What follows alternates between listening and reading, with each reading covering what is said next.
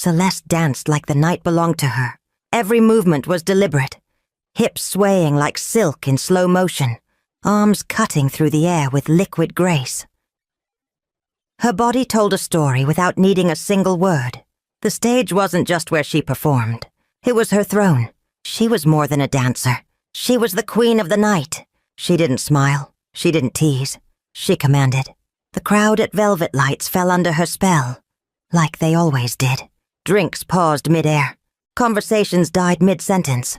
Nothing else existed but the way she moved. The music thumped low, steady like a heartbeat, beneath the hazy red glow of the club. Velvet Lights wasn't just a club. It was a world where fantasy danced in spotlights, and reality hid behind curtains. And every night ended with Celeste. She didn't come out swinging. She walked, slow, powerful, undeniable. Long legs, bold curves, a gaze that didn't flirt. It devoured. She didn't entertain. She enchanted. Backstage, Tasha watched it all. Arms crossed, jaw tight. Her makeup was perfect. Her smile polished. But inside, she was cracking. While Tasha worked herself raw, flipping tricks on poles, laughing at drunk jokes, bending backward for tips, Celeste barely lifted a finger. Yet her jar, overflowing. Always. She ain't even sweating. Tasha hissed, brushing glitter across her collarbone.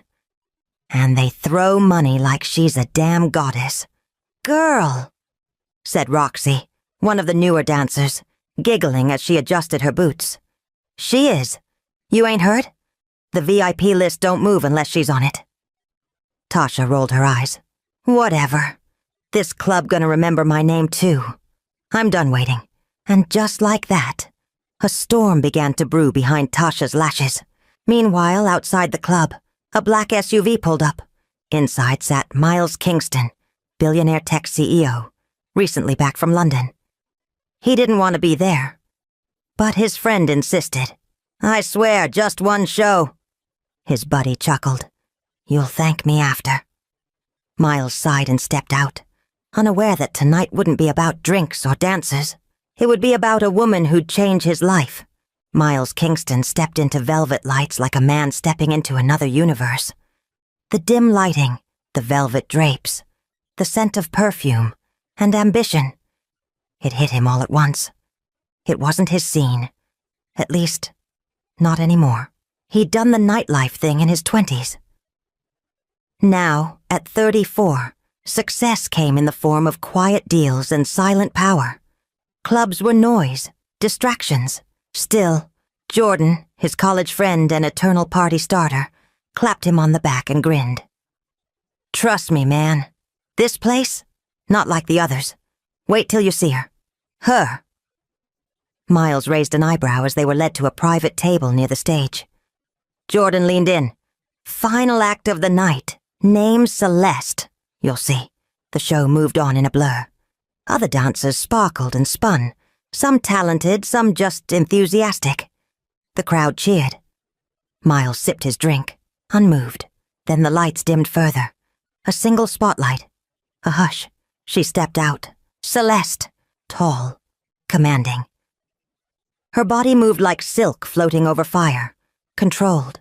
Hypnotic. She didn't look at the crowd. She looked through them like they were lucky to witness her. Miles didn't blink. Jordan chuckled beside him. Told you. For the next 10 minutes, the room belonged to her. She didn't need props or tricks, just her presence. And when the final beat hit, and she vanished behind the curtain, the audience erupted. Miles sat in silence. Then, with quiet certainty, he reached into his jacket, pulled out a pen, and scribbled something on the back of a business card.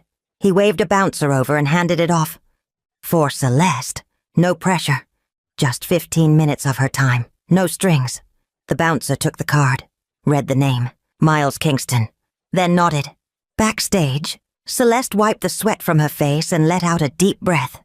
Another night, another performance. She had barely sat down when Andre, the floor manager, walked up with a grin and a white envelope in his hand. VIP request, he said, waving it like it was a prize. Celeste raised an eyebrow. From who? The man in the gray suit, front row. Name's Miles. Andre said, leaning in. He dropped $2 million. Cash. No photos, no noise. Just 10 minutes. Then he smiled. Said it's just to talk. Celeste nodded. Tell him I'll be there. The private suite was calm and quiet, with soft amber lights. No music. No loud voices. Just a leather couch, a bottle of cold water, and a man sitting alone. Miles. Celeste walked in with quiet confidence, wearing a satin robe. Her hair was still a little damp. She closed the door gently behind her. You called? She said, her voice soft but firm. Miles stood up. I did. He held out his hand. Miles Kingston. She looked at it for a moment, then shook it. Celeste. I know, he said with a small smile. Everyone does. She didn't reply, just sat across from him and crossed her legs, watching him closely. So what do you want? A dance? Something private? Miles shook his head. No, I just want to talk. She blinked. Talk? You paid $2 million just to talk? She asked, arms folded. Yes, he said, sitting back. A lot of people try to buy what they don't understand. I don't want to be like them. Celeste arched an eyebrow. And what do you want to understand? You, he said simply. The word sat in the air for a second too long. Celeste blinked, slightly taken aback, then gave a faint smile. Not coy. Curious. That's new. Miles chuckled. I doubt I'm the first man who's been captivated by you. She shrugged. Captivated, maybe. Curious, rarely. He leaned forward. So tell me, who are you when the lights go off? Celeste hesitated. Then slowly she answered. I'm a student, psychology major, dancer by night, trying to pay off my sister's hospital bills. Miles nodded, impressed. That's a full plate. It's survival, she said, eyes steady. Miles studied her. You do more than survive. You command. Celeste's guard wavered slightly. For a moment, her confidence dimmed to reveal something more delicate underneath. Why does that matter to you? She asked. He answered without missing a beat. Because when someone shines like that, there's usually a storm they dance through to get there. Celeste sat back, lips parted slightly, unsure what to say. But for the first time in a long time, she wanted to say something real. Backstage in the locker room of velvet lights, Tasha slammed her locker so hard the metal rang out like a warning. A few girls nearby flinched but didn't say a word. They knew that sound by now. The sharp clang of frustration. The sound of Tasha losing. Again. $2 million. She muttered, pacing in the back room, heels clicking. Just to talk? To her? Nobody responded. What could they say? Celeste had always been the headliner. The girl the regulars stayed late for. The one the new girls whispered about after their first shift. But now it wasn't just stage magic. It was real money. From a man who didn't even want to dance. That's not normal, Tasha hissed, grabbing a brush and yanking it through her wig. She's got some trick. I know it. From the corner, Zara spoke up quietly. Maybe she's just good. Tasha turned sharply. We all work just as hard. Some of us harder. But somehow, it's always Celeste they line up for. Zara lowered her eyes. Tasha kept ranting. She walks around here like she's some queen. Like the rest of us are just background dancers in her movie. Her voice was rising. I smile. I flirt. I hustle for every tip. And she? She barely blinks and they throw money at her. A long pause. I'm done watching her take everything. I'm done being invisible. Tasha whispered, her tone lower now, dangerous.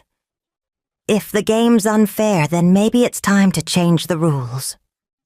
She grabbed her bag and stormed out of the room, leaving behind silence and a chill that settled deep in the walls. Something had shifted, and whatever Tasha was planning, it wasn't going to be good. Outside, under the dull glow of the alley light, she pulled out her phone. Her fingers flew across the screen, typing a message to someone she hadn't spoken to in months. "You still hang around the club after hours? Need a favor, not big. Just rattle someone's cage a little." Her thumb hovered over the send button. Then she pressed it. Back in the VIP room, Celeste laughed, really laughed, for the first time in a long while. Miles listened to her stories without judging, without asking for anything in return. He paid just to talk. No one had ever done that before. Miles smiled, calm and warm. He didn't know that outside those walls. Someone had already made a choice. She wasn't going to laugh for long. Later that night, velvet lights began to empty. The music faded, and the once vibrant club quieted into shadows and whispers. Miles walked out of the VIP suite alone, hands in his pockets, a thoughtful look on his face. Celeste stayed behind in the dressing room, wiping off her makeup. Her phone buzzed. Unknown number. A text. "Dinner tomorrow? No pressure. Just conversation." She stared at it for a long moment. No club, no tips, no performance. Just dinner? The next evening, Celeste stepped into a private art gallery downtown. Modern, soft jazz playing from hidden speakers. Miles waited near a minimalist sculpture, hands in his coat pockets. "You look..." He paused, smiling gently. "Different." "Normal?" Celeste teased, wearing jeans, a black blouse, and no heels. "Beautiful," he corrected. She blushed but said nothing. They wandered through the gallery together, talking about everything and nothing.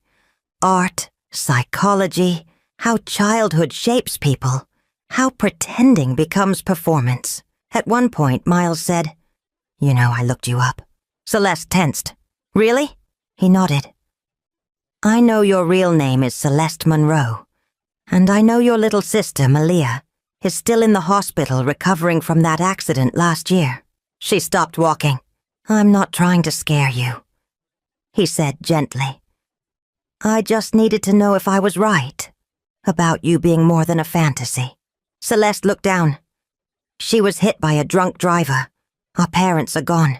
It's just me. The club pays the bills." Miles reached into his coat, pulled out a folded envelope, and held it toward her. "What is this?" "A donation to the hospital in Malia's name, enough to cover her next surgery." Celeste didn't move. "I'm not asking for anything in return," he said. "I just want to help someone who deserves to not carry the world alone." She looked up slowly. Her throat tightened. "I don't know what to say." "Then don't," Miles said softly. "Just say yes to being seen." Celeste sat alone on the edge of her bed later that night, the envelope still unopened beside her. The soft hum of the city outside her window did little to drown out the whirlwind in her head. Miles Kingston, a man with the kind of money that bought silence, loyalty, even bodies. Yet he had asked for none of those things. She danced for titans, senators, and celebrities, but never met one who offered help without expecting to own a piece of her in return. Was it real? Her phone buzzed. A simple message from Miles. "Hope you made it home safe. I meant what I said. No strings. Sleep well." She stared at the message for a long time before replying. "You scare me, you know." "Why?" "Because kindness like that usually comes with a catch." There was a pause. Then came his answer. "The only catch is you have to start believing you deserve more than what you've settled for." Celeste set the phone down and leaned back, exhaling deeply. The next morning, she visited her sister at the rehab center. Malia, just 14, beamed when she saw her. "I heard someone covered my surgery," Malia said excitedly. "Was that you?" Celeste forced a smile. "Kind of." Malia studied her. "You look different. Happy. Is something good happening?" Celeste hesitated, then gave a soft nod. Maybe. That night she returned to the club. But her spirit was somewhere else. Her dance lacked its usual fire. Not because she didn't care, but because her mind was filled with one man and one question. What if this was the beginning of something real? Backstage, Tasha noticed the change. She watched Celeste in the mirror, noticed the faraway look, the soft smile that crept in when no one was looking, and it enraged her. While Celeste floated on hope, Tasha tightened her grip on rage. Her plan wasn't done. It had only begun. Rain misted the pavement outside velvet lights, turning neon reflections into shimmering pools. Celeste clocked out later than usual, her heels tucked into her tote, as she stepped barefoot into the night, too tired to care. She usually caught a ride, but tonight she needed air. The walk helped her think, helped her feel real after hours of pretending to be untouchable. A few blocks from the club, she turned down a quiet side street, the same one she always took. She didn't notice the shadow that peeled away from the alley behind her, or the second one that crossed the street and fell in step, slow, watching. Tasha, watching from across the road, leaned against a black sedan. Hoodie pulled low, arms folded, heart hammering with anticipation. She hadn't hired killers, just a couple of rough types from the old neighborhood, guys who knew how to scare a girl into quitting. Nothing too crazy. Just rattle her, she'd told them. Make her second guess coming back. Celeste slowed. She felt it. That invisible shift in the air. That primal alertness that something wasn't right. She stopped. Listened. Footsteps. Then, "Yo!" a voice barked from the shadows. Celeste spun, heart racing. Two figures stepped into the street, blocking her path. She didn't wait. She turned and ran, but her bag slipped. Her bare feet slapped wet concrete. She slipped and hit the ground hard, breath knocked out of her. One man reached for her wrist, then headlights cut through the dark, tires screeching as the delivery van swerved to a stop. "Hey, hey, what the hell's going on?" The driver shouted. The men bolted, gone in seconds. The driver helped Celeste up, wide-eyed. "You okay?" Tears ran down her face. She could only nod, but as she stood trembling, soaked to the bone, one truth rang in her ears. Someone wanted to hurt her, not just rob her, target her, and only one person came to mind. Celeste sat in the police station, a blanket around her shoulders, hair still damp. Her hands trembled as she gave her statement to Officer Lynn, a sharp-eyed woman who listened more than she spoke. "They didn't take anything," Celeste said softly, voice cracking. "They didn't ask for money. It was like they just wanted to scare me.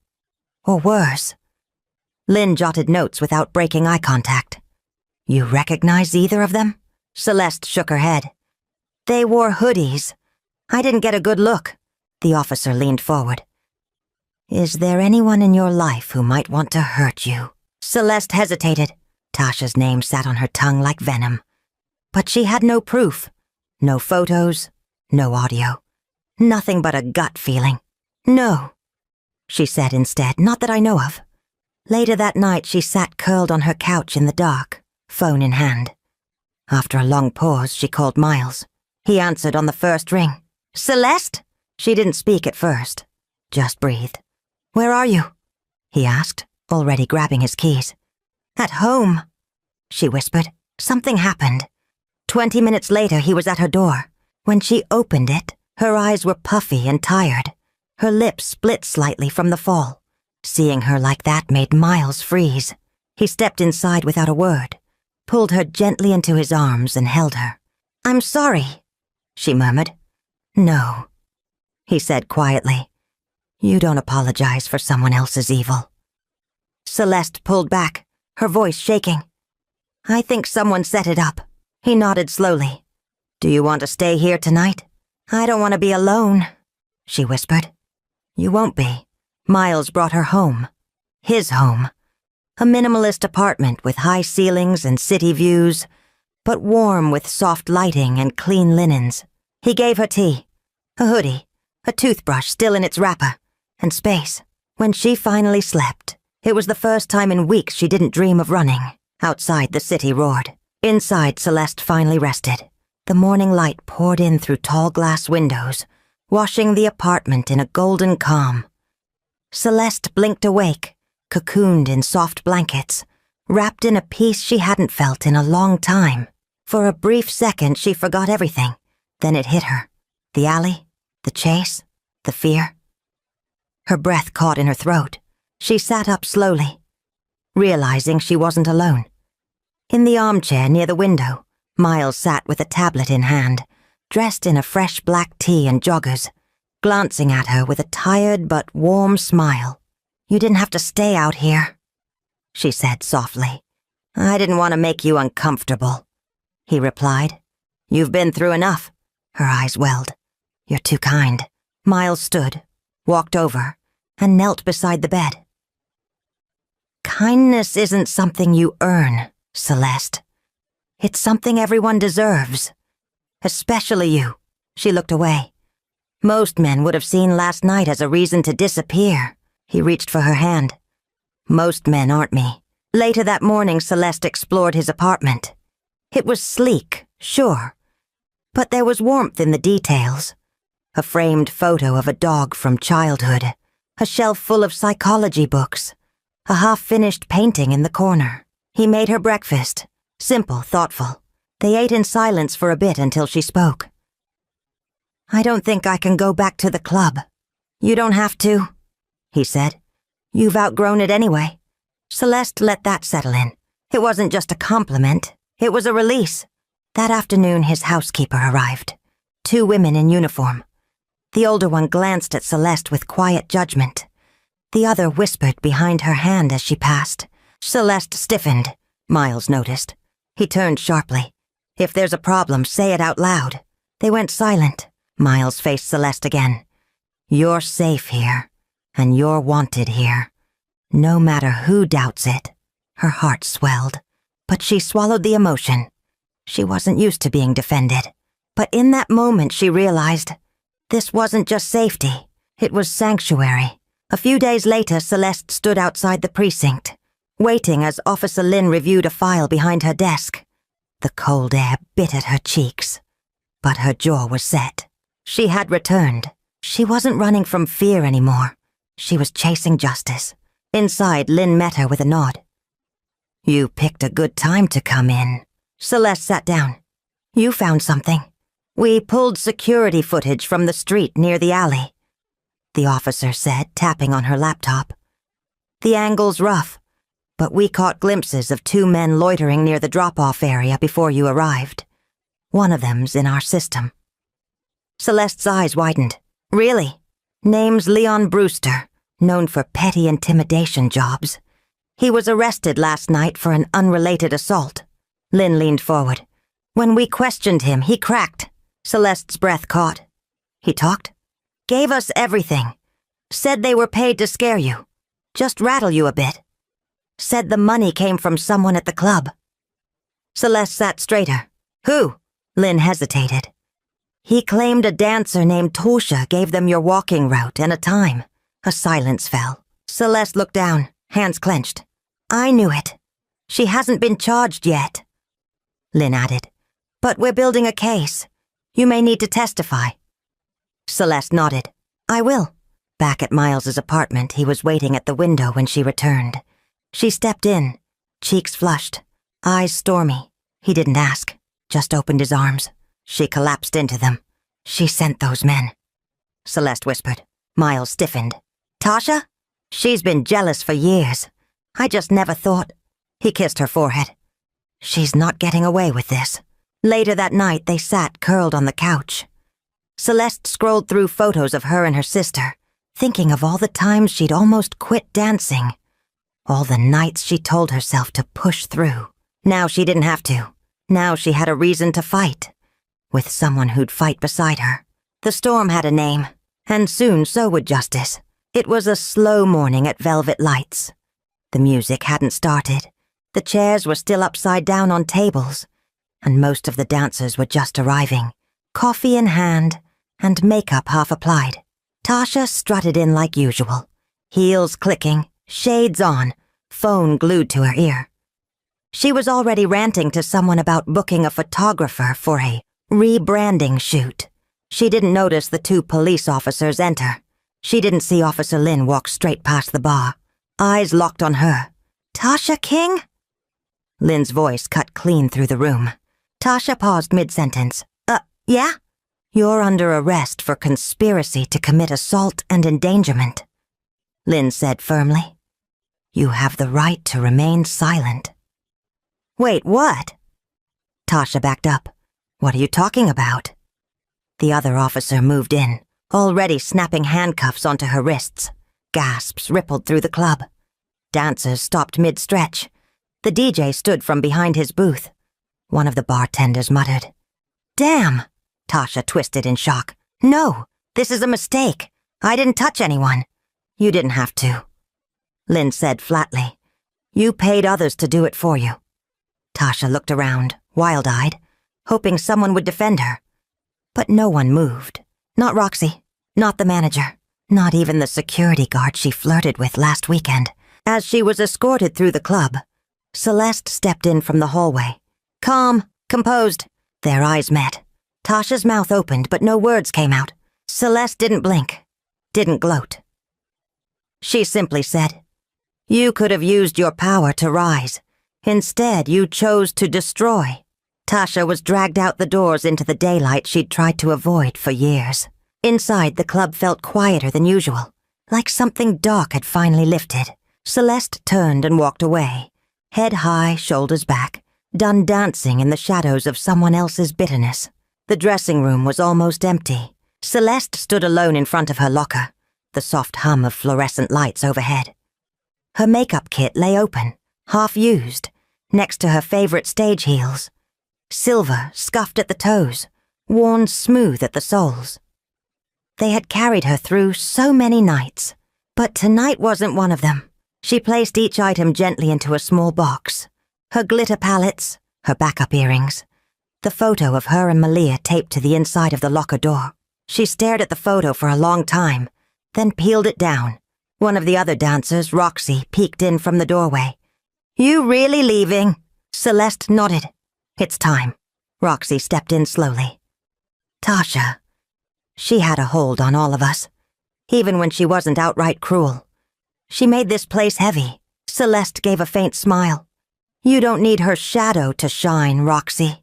Roxy grinned. Guess you're living proof. They hugged briefly, and then Celeste zipped up her bag and slung it over her shoulder. Her heels dangled from her fingers like relics of a past life. As she walked through the club's main floor, she looked up at the stage one last time. The soft lights flickering, the smell of liquor and perfume clinging to the curtains. She didn't feel sadness, just peace. Outside, Miles waited beside his black SUV, dressed casually but with that effortless composure he always carried. When their eyes met, he smiled. Ready? Celeste nodded. For more than you know. He opened the car door for her, and as she stepped in, a breeze caught her curls, lifting them gently as if even the wind was offering a send-off. Inside the car, she took one last look at velvet lights through the window, then turned away. Forward. Free. The apartment smelled like cinnamon tea and fresh pages. Celeste sat cross-legged on the living room floor, surrounded by textbooks, flashcards, and notes from her first week of classes. She hadn't realized how much she missed learning. Real learning. Not choreography or rehearsed smiles, but lectures, case studies, human behavior. Psychology had always fascinated her. Now it was her major, her path, her future. Across the room, Miles leaned against the kitchen island, reading over an investor's report, but his eyes kept drifting toward her. You've been at it for hours, he said. Need a break? She looked up, highlighter tucked behind her ear. Only if it comes with ginger cookies. He chuckled. Done. He disappeared into the kitchen while Celeste leaned back and closed her eyes, letting the hum of peace wash over her. The last few weeks had felt like a lifetime. Leaving the club, Tasha's arrest, enrolling full-time in college. She still walked cautiously sometimes, double-checking locks, keeping her phone charged, glancing over her shoulder at night. But mostly, she felt whole. Safe. After tea and cookies, they sat on the balcony as the city sparkled below. I spoke to the dean today, Celeste said softly. They approved me for the Women in Leadership Scholarship. Covers the rest of the semester. Miles grinned. Of course they did. You're a star. She smiled, but it faded just slightly. You're proud of me. Miles turned to face her completely. "I've always been proud of you. You're doing all of this on your own." She paused. "Not all on my own." He reached into his pocket, pulled out a small key. "What's this?" she asked. "Front door," he said. "Yours officially, if you want it." Celeste stared at the key, heart thudding. "I want you here," Miles said quietly. "Not just as a guest, as my partner, my peace." Tears stung her eyes. She didn't respond with words, just leaned in and kissed him, because some answers didn't need speaking. The estate was quiet, too quiet. Tall white columns framed the front porch like judgmental eyes. Polished silverware glinted under chandeliers inside, and everything smelled like old money and pressed linens. Miles reached for Celeste's hand as they stepped out of the car. "You sure about this?" she whispered. He squeezed gently. "It's time." Inside, his parents, Richard and Claudia Kingston, were seated at the head of a long dining table, both stiff with that kind of poised coldness born from generations of reputation and restraint. Claudia smiled politely, but her eyes scanned Celeste like she was a resume. "A pleasure," she said. "You're certainly striking." "Thank you, Mrs. Kingston," Celeste replied, her tone warm but firm. The meal began awkwardly. Small talk about real estate, markets, and Miles's latest business deal. Celeste stayed quiet, sensing the unsaid questions beneath every glance. Then came the inevitable.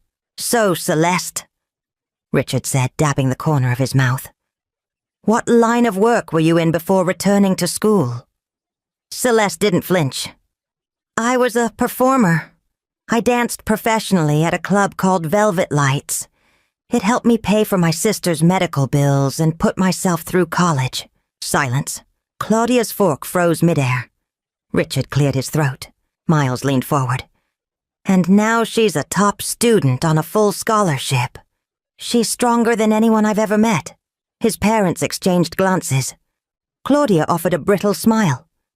"Well, everyone has their own path." Celeste smiled back, sweet but sharp. "Yes. Some just have to build theirs brick by brick while others are born on the road."